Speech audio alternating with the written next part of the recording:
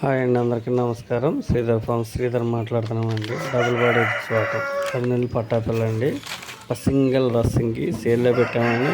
అలాగే మన ఛానల్ కూడా సబ్స్క్రైబ్ చేయండి, లైక్ కొట్టండి, ముందుగా ఆదరించి మళ్ళీ కూడా.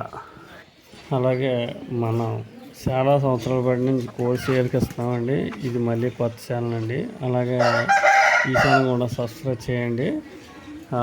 ఇంకా మనం ఈ సంవత్సరంలో 10% కూడా విజయం సాధించడం జరిగిందండి.